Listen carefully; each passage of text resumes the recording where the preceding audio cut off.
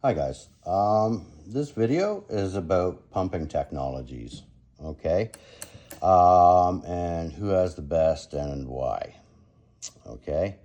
So first up, because I've detailed Egypt's technology to death in a lot of my posts, a lot with pictures and whatnot from the source texts, Egypt's technology was done by bellows, okay. The bellows, water pushes up, and then weight from the top part of the factory pushes back down again, and at which point in time it's released and back up and back down. Majority of their temples were based off of that technology, with a lot of stacked effects. Now, India we're going to get into today a little bit more. But we're going to look at our impeller technology as well, okay? With our technology, we've managed to force the water in through an inlet, okay? And it turns these impeller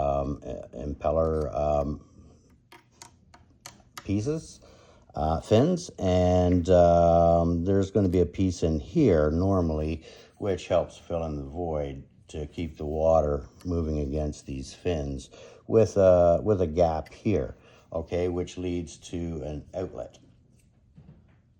Now the outlet conveys the water out and allows more water to come in, and depending on the pressure and flow and the size of the opening, we can get the speeds that we want.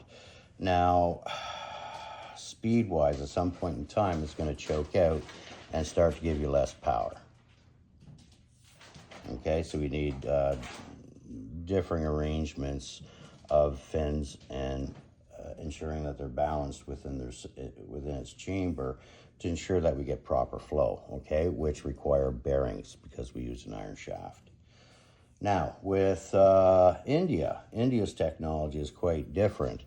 They take a low flow in, okay, and move it around, but the flow that's coming in has a lot of weight behind it.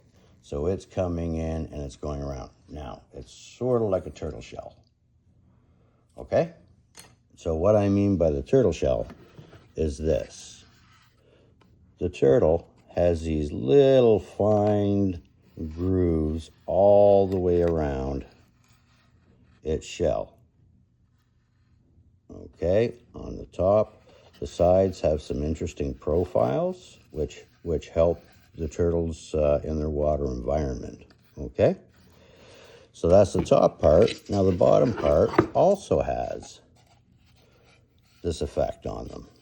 Okay, so what I'm going to do with this video also is I'm going to do it sort of in the form the way my great-grandmother did to me, okay? So there's going to be a lot of here, look, this is what we want, okay? Where we want it is, we're going to show where we want these, okay? So the underside and the top side of the turtle shell is very important in the way that it's grown and designed by whatever.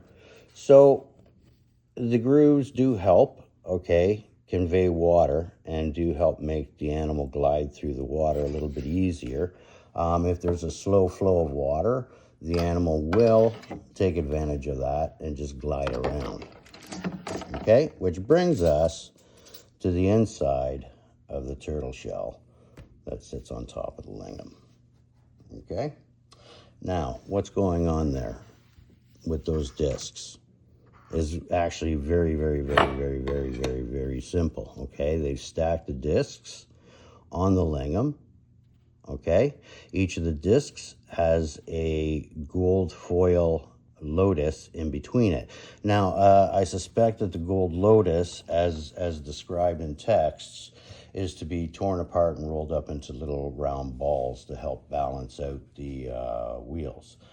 Wherever it becomes lodged. Also as a sealant around the edges of the dome of the shell here, to act as a malleable blocker from the water.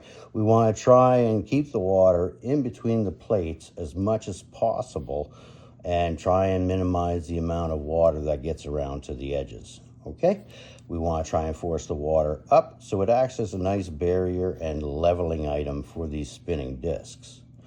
Now as the water comes in, it's forced upwards. Okay, we're going to get to that now. And how it's forced upwards is, I think, just absolutely brilliant. Okay, so water comes in from below, hits the first head of Brahma. This one has 3 fins, 3 mouths, 3 throats, okay, on the outside. Okay, this directs the water in towards the center of the plate, then forcing the water up through, and then forcing the water back into the center of the plate, only to be forced up through again. Remember, we have that barrier of the gold that's acting as a baffle plate in between these impeller pieces. So they're acting as a sealant and allowing the water to be forced into the center, completely pressurizing each portion as it swings around, with the water coming up being funneled through.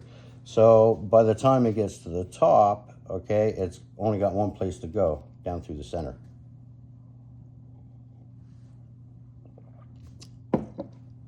And leak out. Now, once the heads have been stacked, okay, so the first plate has 2 eyes, because Brahma has 2 eyes, right? Okay, and then a foil. Okay, then we put the next eye, or the next head of Brahma, which Shiva gave him, or Vishnu, one of the two gave Brahma an eye. Okay, either way, we use Brahma, Vishnu, or Shiva, each donated an eye. Okay, so we're going to wind up with 3 eyes on this assembly. Okay, each plate, the eyes go up in number. So the third plate, we have 6 eyes. Okay, by the time we get to the top plate, it's the head of Brahma that's supposed to be snapped off or plucked off by Vishnu and or Shiva's trident. So the idea is it needs to be pried off with a tool in order to replace and refit any pieces that need to be redone. So essentially what we're looking at is micro impellers which have